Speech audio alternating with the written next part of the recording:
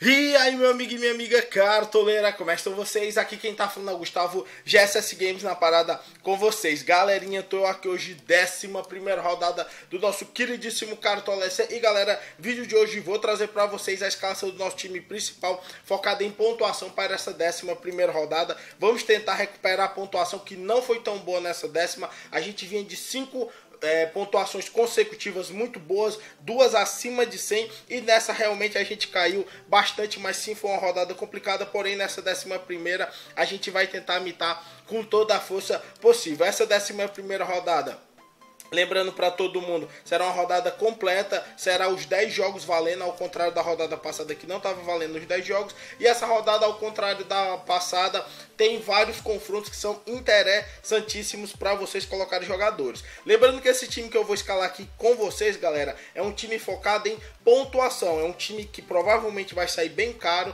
mas é exclusivamente focado em pontuação. Mas para você que é novo no canal e ainda não é inscrito, parceiro, se inscreve, porque nessa sexta mesmo eu ainda vou postar nossos times de valorização de 100 até 150 cartoletas, para você que ainda quer valorizar ou quem não tem um patrimônio ainda tão alto. Eu também sempre lembro que se esse time sofrer alguma modificação, esse time que eu vou mostrar para vocês hoje sofrer alguma modificação, eu irei postar o nosso time definitivo no sábado pela manhã, então acompanha. Também pode ir lá no nosso Instagram, primeiro link aqui na descrição do vídeo, e mandar suas dúvidas em relação à sua escalação, que eu respondo todo mundo antes do fechamento do mercado, ou também pode mandar aqui pelos comentários do YouTube, que eu respondo todo mundo também antes do fechamento do mercado. Tranquilo? Então esse vai ser o vídeo de hoje, e agora sem mais delongas, solta a vinheta e vamos pro vídeo. Todo ano é assim. E aí? Depois de nós. E aí? Bora, negão! Joga, negão! E aí? Depois de nós. E aí? Voltando aqui, galera, e vamos então direto com a nossa escalação para essa 11ª rodada. E como vocês já viram, o nosso goleiro para o nosso time da mitagem dessa 11ª rodada não é nada mais, nada menos do que Marcelo Groi, pelo lado do Grêmio. O Grêmio, que é um time que está conseguindo uma quantidade muito grande de SGs até o momento na competição, são 7 em 10 jogos, uma proporção muito alta. O Marcelo Groi não tem uma proporção de defesas difíceis tão boa em relação ao número de gols sofridos, são 3 contra 3, o que geralmente o positivo e bom para um goleiro é ele ter uma proporção ali em torno do dobro de defesas difíceis em relação ao número de gols sofridos. Geralmente esses são os goleiros mais seguros, mas como o Grêmio tem uma quantidade muito grande de SG, acaba compensando. Outras opções, galera, que são boas ali para você colocar no gol, obviamente é o Diego Alves. O Flamengo também é um grande favorito pegando o Paraná, tem perspectiva boa de SG, mas o Paraná desses últimos jogos vem mostrando um desempenho um pouco melhor nessas últimas rodadas. Eu vou até atualizar aqui a tabela do Campeonato Brasileiro, que ela não está atualizada aqui no momento. Aqui já atualizou, ó. Paraná com 9 pontos, melhorando bastante, vem de 2 vitórias consecutivas. Já o América, dos últimos 4 jogos, nós temos 3 derrotas, ou seja, um time que está perdendo um pouco mais nessas últimas rodadas e tem como sua força em casa. Por esse motivo, eu optei pelo Marcelo Groi. Além disso, para quem ainda está pensando em valorização, Marcelo Groi é uma opção melhor. Outra opção que eu acho que pode ser interessante para essa rodada, galera, é o Walter pelo lado do Corinthians. Eu sei que não é um jogo simples, o Corinthians está perdendo muitos pontos e o Vitória sim tem um ataque poderoso, porém o Walter, mesmo quando está sofrendo seus golzinhos, está conseguindo positivar, então pode ser também uma opção interessante para essa rodada. Porém, como eu havia dito, vou sim de Marcelo Groi. Na lateral, galera, para mim não tem muito segredo, eu olhei logo os 2 caras que têm as maiores médias e eles foram os que eu vou escolher: Thiago Carleto e Iago Pikachu. Queria dar uma menção honrosa principalmente a René e Rodinei, como também aos laterais gremistas, que também são opções boas, como o próprio Cortez, que vem numa regularidade imensa. Eu até pensei por algum tempo, eu ainda vou raciocinar se eu troco o Pikachu pelo Bruno Cortez, que é uma opção muito válida. O Thiago Carleto, galera, não tem muito o que se falar. Atlético Paranaense jogando em casa tem um poder muito grande, pegando o São Paulo, que é um time que não consegue resultado bom na Arena da Baixada. Carleto é batedor de falta, muito regular, não tem que se questionar. O Pikachu é um jogador que joga um pouco mais à frente. O confronto não é simples contra o Sport. Olhemos aqui a tabela do Campeonato Brasileiro. O Sport é nada mais nada menos que o vice-líder da competição com 18 pontos. Ou seja, não é um jogo fácil, tem uma perspectiva até razoável de o Vasco perder o SG nesse jogo. Porém, é um risco que vale a pena. Lembremos que o Pikachu sempre tem aquele quesito que, como ele joga como um flex, ele é um lateral, mas que muitas vezes funciona de atacante pelo lado do Vasco, ele acaba tanto tendo a chance do SG como também de marcar gols. Mas na teoria eu acho que eu vou até com o Cortez pela própria regularidade, pelo Grêmio, no meu ponto de vista, ser favorito para esse confronto. Tranquilo? Então, Bruno Cortez, Thiago Carleto, mais dando a menção honrosa ao Pikachu e aos dois laterais do Flamengo, tanto Rodinei como René. Tranquilo? Vamos agora para a nossa zaga. Zaga essa que vai ser composta primeiramente por Léo Duarte do Flamengo.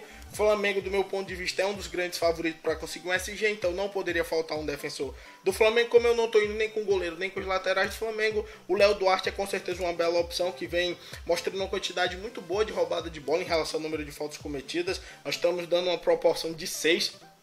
Óbvio que a tendência não é ser assim, mas até o momento tá. E são 6 SG dele jogando pelo Flamengo, uma proporção muito boa também. Uma opção interessantíssima, galera, é o Kahneman também, mas como eu já vou indo com 2 defensores do Grêmio, não vale a pena eu colocar o Kahneman para essa rodada. Os zagueiros do Flamengo, obviamente, são opções válidas, porém eu vou ir de Dedé, galera. Principalmente porque o Cruzeiro também tem uma defesa extraordinária. Do meu ponto de vista, a melhor defesa, ficou melhor até que a do Grêmio, porque nesse último jogo, como o Grêmio levou 2 gols e o Cruzeiro só levou 1, o Cruzeiro agora é sem sombra de dúvidas 4 gols somente sofridos em 10 jogos, a melhor defesa da competição. O jogo não é difícil, é fora de casa contra a Chape, porém o Dedé, pela sua regularidade, eu vou manter no time. Não vou colocar o Kahneman para não cair naquele erro de ter 3 defensores do mesmo time jogando, porque aí é um risco muito grande você perder um SG.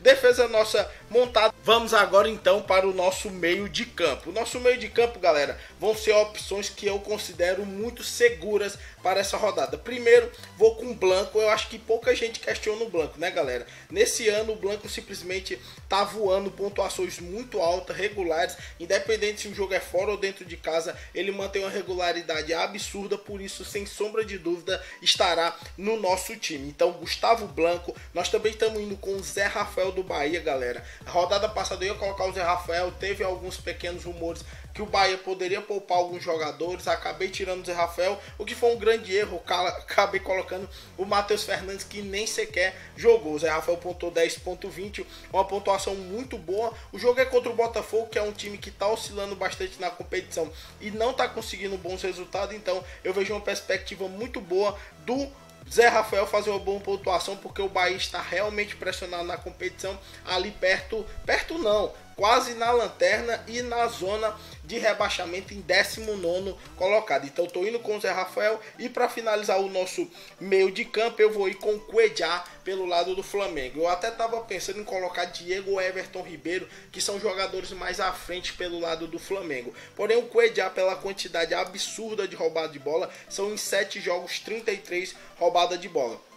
Nós temos uma média ali de próximo de 5 roubadas de bola por jogo. Se a gente multiplicar 1.5 por 5, nós temos 7,5 pontos só de roubada de bola, aproximadamente de média por jogo. É muito alto, então eu vou colocar o Cuejá, apesar de que Everton Ribeiro e também Diego sejam opções válidas. Arthur é uma opção interessante, Rodriguinho é uma opção interessante, mas nesses últimos jogos o Rodriguinho não está jogando bem, então tem o seu risco colocar o Rodriguinho. E também tem outras opções interessantíssimas que tem perspectiva de roubada de bola. O Gabriel também é uma opção que pode ser válida para você colocar no seu time. Tranquilo? Então esses são os nossos meio-campistas, e vamos finalizar o nosso time com a nossa trinca de ataque, que será Everton Cebolinha, Vinícius Júnior, e a gente vai colocar o Roger do Corinthians, galera. Sim, muita gente deve estar me questionando: pô, Gustavo, por que tu tá indo com o Roger do Corinthians? Eu vou dizer logo também o nosso técnico, que vai ser Renato Gaúcho, porque eu vejo o Grêmio como grande favorito dessa rodada.